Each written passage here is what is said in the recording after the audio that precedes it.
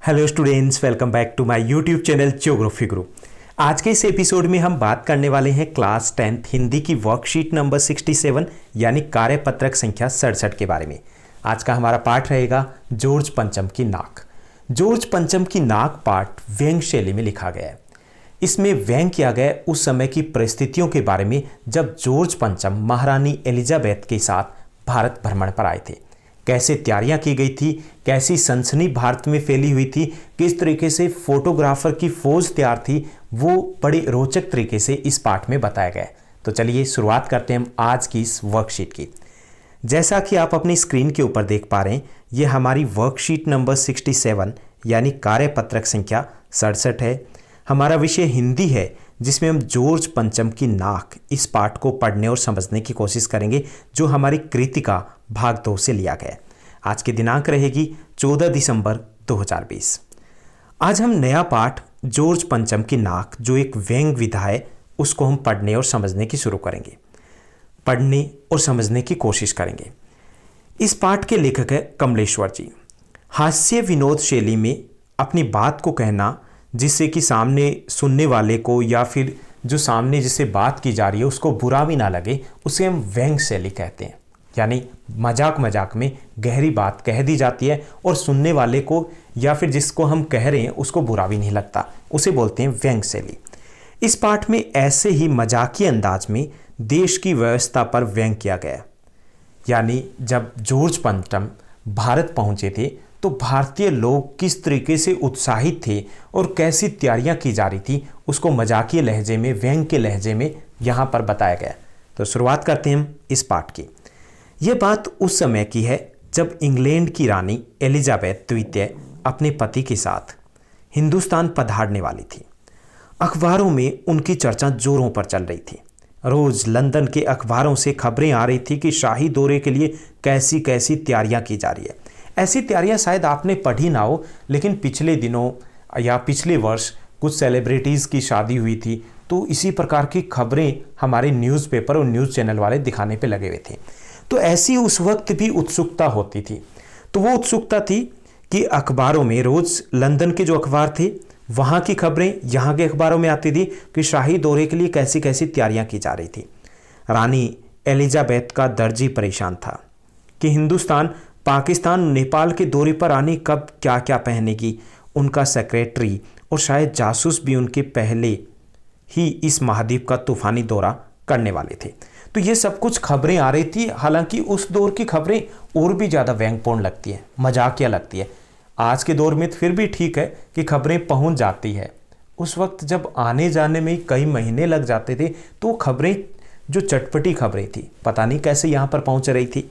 तो ये खबरें चल रही थी कि उनके जासूस पहले आएंगे, सेक्रेटरी पहले आएंगे, तैयारियों को देखेंगे, क्या क्या तैयारियां की गई है। दर्जी को लेकर के खबरें आ रही थी कि दर्जी तैयारी करने में लगा हुआ कि कौन से डिजाइन का सूट कब पहनना है, कौन सी ड्रेस को पहनना है, कब क्या पहना जाएगा। तो वो सब कुछ न्यूज़पेपर में, समाचार पत्रों में चटपटे मसाले के साथ उस वक्त लिखा जा रहा था। आखिर कोई मजाक थोड़ी था। जमाना चूंकि नया था तो फौज फाटे के साथ निकलने के दिन बीत चुके थे कि वो एक ही लंबी ड्रेस पहन ली जाए, तो वो ज़माना जा चुका था।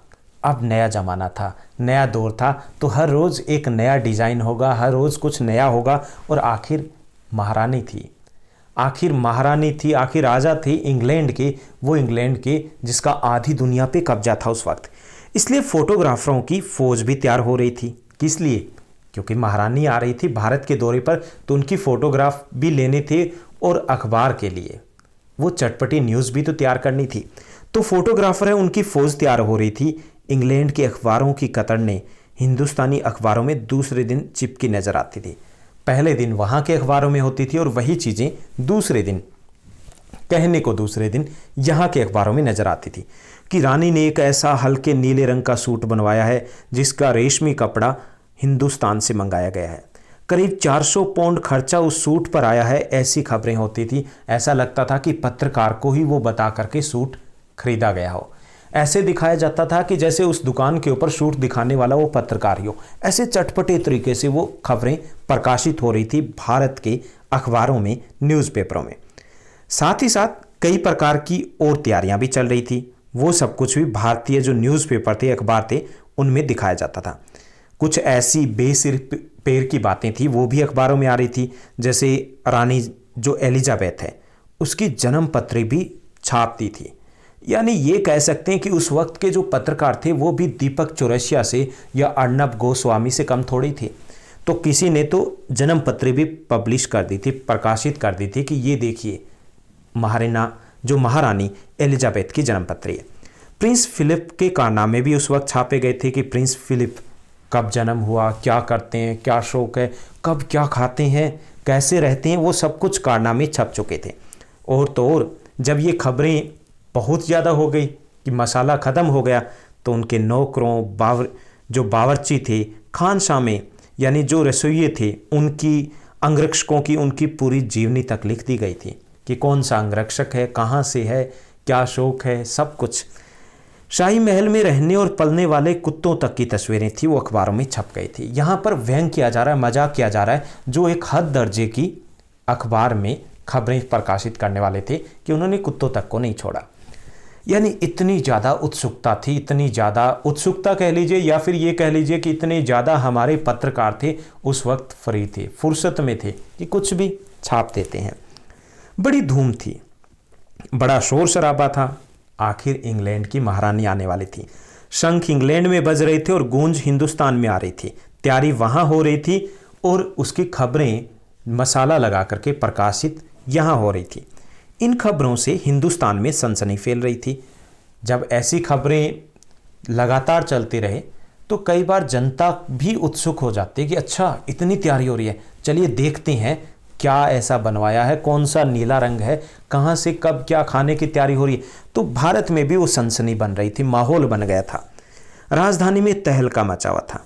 जो रानी 5,000 रुपये का रेशमी सूट पहनकर पालम के हवाई अड्डे पर उतरेगी, उसके लिए कुछ तो होना ही चाहिए था। यानी 5,000 रुपये, उस वक्त के 5,000 रुपये हम 5 करोड़ के बराबर मान सकते हैं।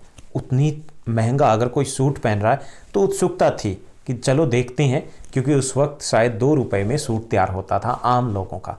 तो 5,000 रुपये एक बड़ी बात थी।